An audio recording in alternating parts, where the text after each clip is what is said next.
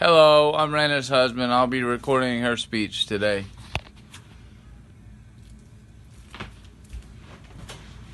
Imagine your life has been turned upside down, and to deal with it, you turn to drugs. Now imagine you are driving down the road and you get pulled over, and a cop searches your car and finds those drugs. You are arrested for the first time ever, and now your life has changed. This is a story for many Americans. I would like to tell you about how our justice system doesn't help those with minor drug charges and how treatment instead of prison would help these people. First, I would like to tell you about our justice system. America's justice system is set up so that if you break the law once and you are put in the system, it is very hard to get out of. If you have a drug charge in your hometown, the cops will harass you, and every time they see you, they'll label you a druggie.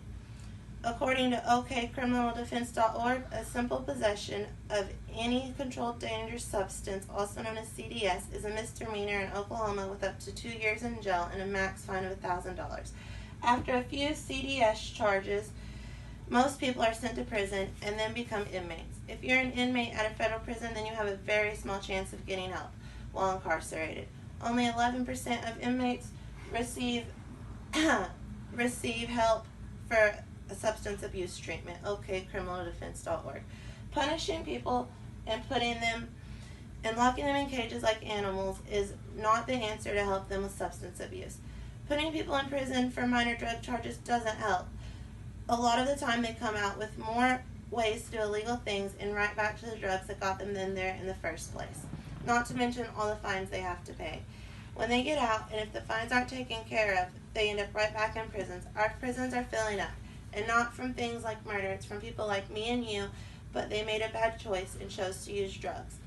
And they are now stuck in prison. Instead of locking people up in cages for small drug charges, we should be sending them to rehabs. Rehabs can actually tackle the problem of substance abuse and show users what kind of awesome life they can have without drug use. Rehabs have counselors, self-help classes, and group meetings. Legislators used to believe that the only way to keep people from doing drugs was to make criminal penalties so severe that people would never want to use drugs again.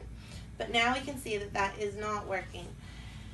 And something needs to be done about it. Take my husband, for example. At one time, he was a lost drug offender that kept in and out of jail for multiple years, until he had a probation officer that cared about him and wanted to make a difference in people's lives. So she sent him to a year-long inpatient rehab. The program really helped my husband, and he found a higher power, himself, and was given every tool he needed to stay away from drugs for good. Since he has completed the rehab program, he is no longer a drug offender and a productive member of society. Stories like my husband's are why we need to do away with traditional jail time and send drug users to a rehab that will help them get the skills they need for the real world. So as you can see, rehab is a better choice than prison for those with minor drug charges. Think if you would want your family members locked up in a cage, or if you would want them to go to a rehab where they learn the tools that they need to stay clean. I know my answer. What's yours?